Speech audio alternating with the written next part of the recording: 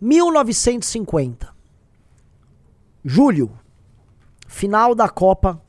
Não uma final, né? Era o último jogo do triangular final da Copa entre Brasil e Uruguai. O Brasil jogava pelo empate. O Brasil perde pro Uruguai.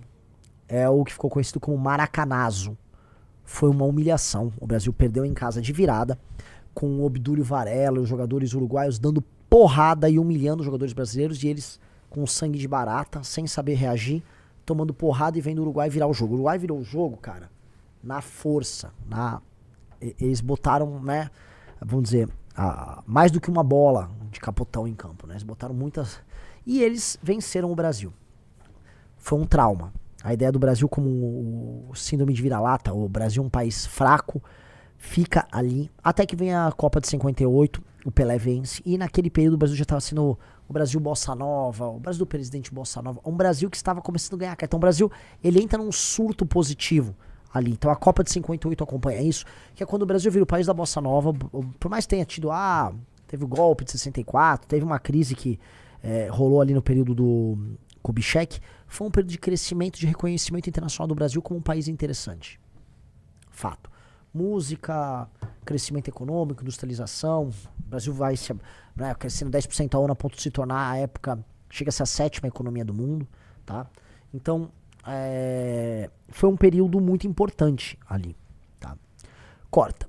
O ano é 1982, 5 de julho de 1982. Uma seleção que jogava lindo, que jogava tão bem em termos de plasticidade com o time de 70. Ele perde para a Itália, naquilo que foi conhecido como o desastre do Sarriá. Foi um desastre. O Brasil inteiro chorou. A seleção do Zico, do Cerezo, do Falcão, do Sócrates, do Éder, do Leandro, do Júnior, perdeu. Foi um desastre. As pessoas choravam. Em 86, eu já tinha 2 anos de idade, o Brasil perde o pênalti, o Zico perde o pênalti e o Brasil perde para a França. E é eliminado nas quartas de final. Uma tristeza muito grande. Não igual a 82, mas uma tristeza muito grande. O Brasil perde a final em 98. Uma tristeza, uma certa humilhação, a ponto de convocarem os jogadores brasileiros para uma CPI, para saber se o Brasil entregou o jogo para a França. O Brasil ganha 2002. E dali em diante o Brasil vai se tornando um time menor no futebol. O Brasil perde ontem para a Noruega. Não foi mais uma final de Copa.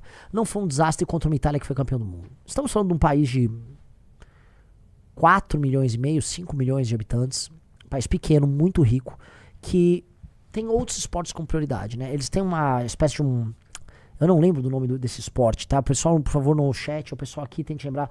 É um campeonato, assim, é tipo aqueles triatlon, só que você tem tiro, você tem andar de esqui, você tem um monte de coisa, é um pentátlon, eu nem sei o nome disso. É uma série de atividades ali esportivas, né, mescladas. Os noruegueses amam isso. Os noruegueses amam esqui, amam snowboard, amam handball e gostam de futebol. A Liga Norueguesa de Futebol nem é uma liga muito importante. Pois bem, este país, que nem vê o futebol como esporte principal e que está se divertindo na Copa do Mundo, eles foram na Copa do Mundo para se divertir. Esse time eliminou o Brasil. Eliminou e tirou onda, tá?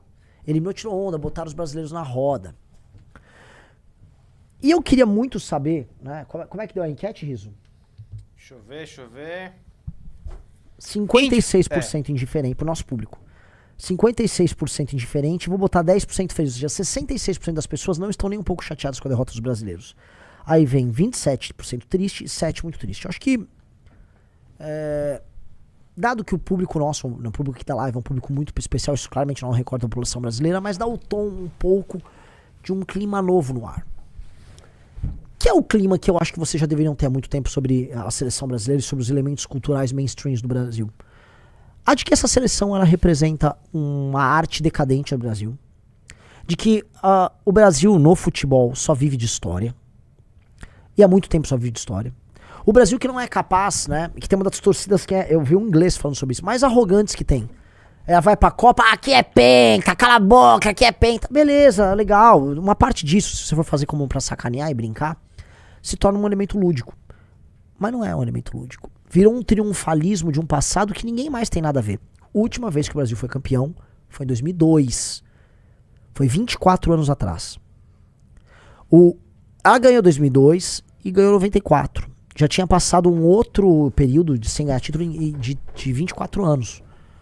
E o período em que o Brasil realmente foi o melhor país do mundo no futebol foi um período que vai de 58 até 70.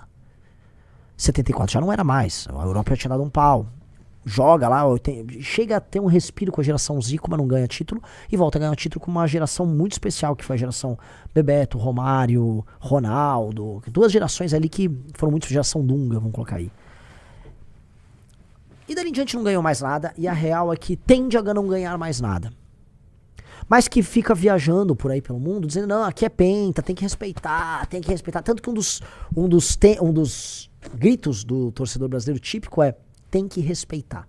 Quando você precisa falar pra outra pessoa que outra pessoa tem que te respeitar, quer dizer que outra pessoa não te respeita. E a coisa começa assim. O Brasil é visto como um cachorro sem dentes. Palavras do Orlando Lima, muito sóbrias. O Brasil é um cachorro sem dentes. Ele acha que é muito brabo, mas ele não morde ninguém. E os gringos perceberam isso.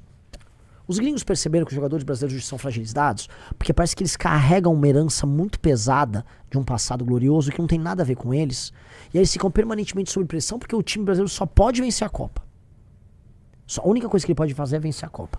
E o torcedor só espera vencer a Copa porque é uma seleção pentacampeã e não sei o quê.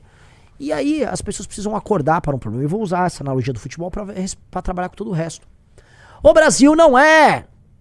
Não é! E todo mundo sabe, uma das maiores nações no futebol há muito tempo. O lugar que fabrica os melhores jogadores do mundo chama França. O time que pratica futebol bonito chama-se França.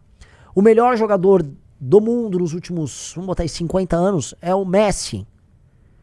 Outro muito grande foi o CR7.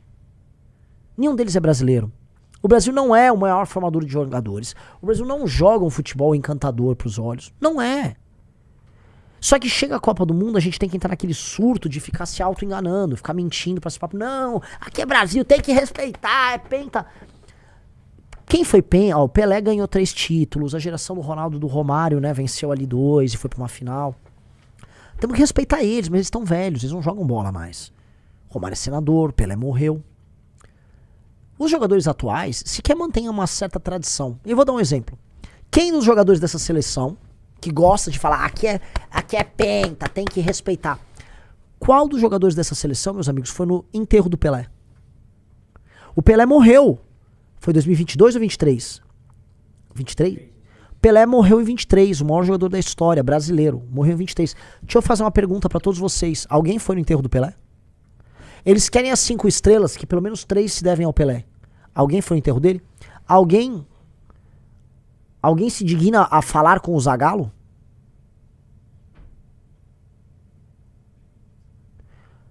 Alguém liga pros jogadores do passado? Alguém liga, só pra saber. Ninguém liga pra tradição. Nós temos uma geração de jovens deslumbrados que são a cara do Brasil atual. O Brasil atual tem cara. O Brasil atual tem cara. A cara do Brasil atual é a cara da Virgínia.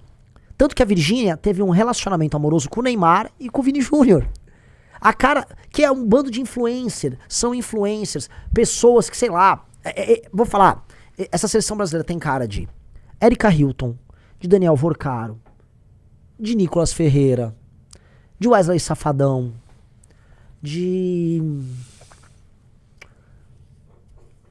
Eduardo Paes.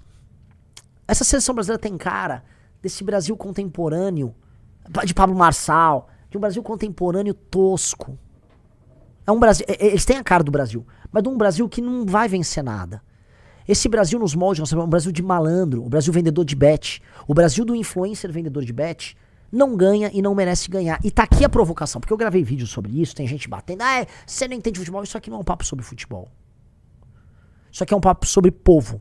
Se a seleção brasileira conta tanto pro povo brasileiro, então vamos falar sobre o caráter da seleção brasileira e o caráter do povo brasileiro.